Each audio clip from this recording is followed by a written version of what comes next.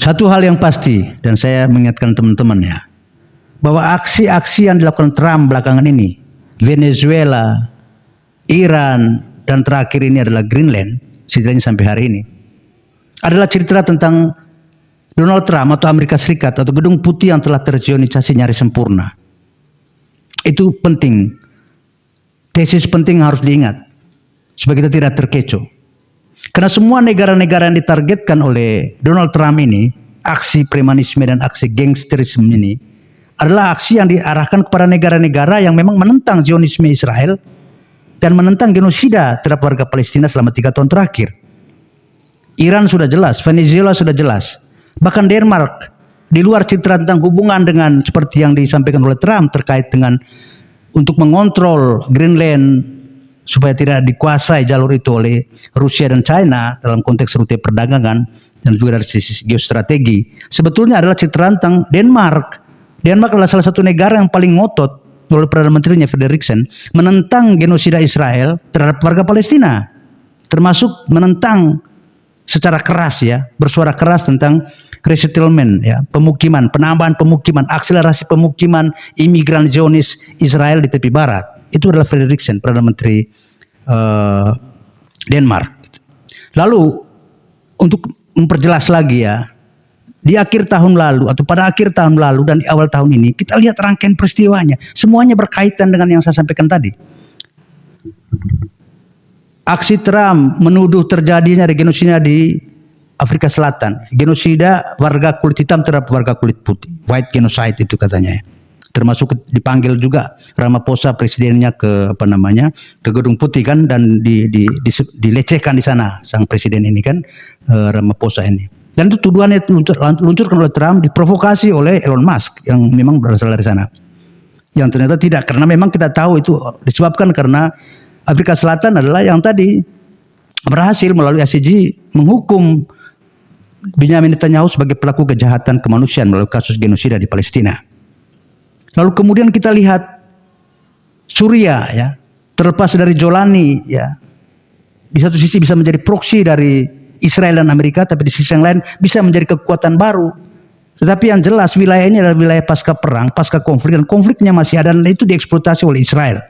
Kita ingat cerita di Israel, Suriah bagian selatan ya. Israel hadir untuk memprovokasi situasi itu dan mengadvokasi tanda petik kelompok yang disebut minoritas. Begitu juga di wilayah Latakia dan Hom terjadi bom bunuh diri dan diprovokasi warga untuk menciptakan negara federal.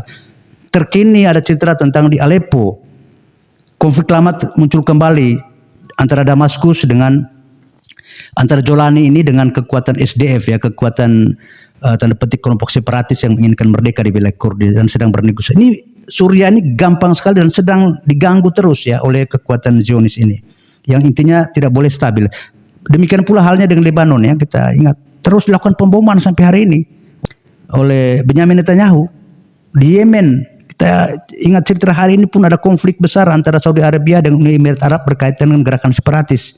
Ini semua adalah destabilisasi Timur Tengah yang nanti mengarah kepada destabilisasi Iran gitu.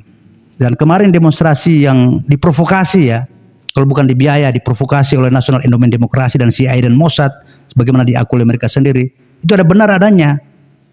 Meski kemudian tidak terjadi agresi dilakukan oleh Trump, karena kita mengerti kenapa dia tidak melakukan. Pertimbangannya sangat fatal jika dia melakukannya. Baik dari pertimbangan sangat merugikan negara-negara Arab yang terikat dalam Abraham Accord maupun sangat tidak diinginkan oleh Turki ya, karena nanti ada citra tersendiri tentang konstelasi yang bisa sangat berbahaya membuat Timur Tengah menjadi arena konflik berlarut-larut dan porak-poranda.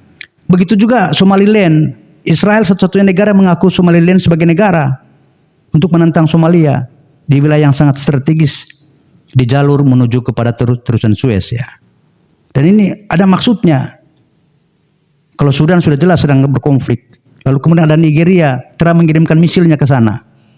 Nah kita lihat semua ini citra, bahwa memang negara-negara yang ditargetkan adalah negara-negara yang sebenarnya dalam satu rangkaian yang dilakukan aksi itu, meski yang memang heboh adalah di Venezuela maupun terkini ada di Iran, dan lalu ada peristiwa di Greenland ini yang kemudian kita dialihkan perhatian berkaitan dengan konflik internal dalam NATO di mana Amerika Serikat dianggap meninggalkan Eropa.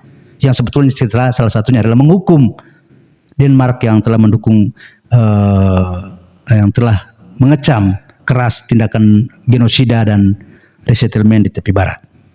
Karena itu aksi Trump harus dilihat dalam satu rangkaian di akhir tahun lalu dan di awal tahun ini, negara-negara yang disasar ini.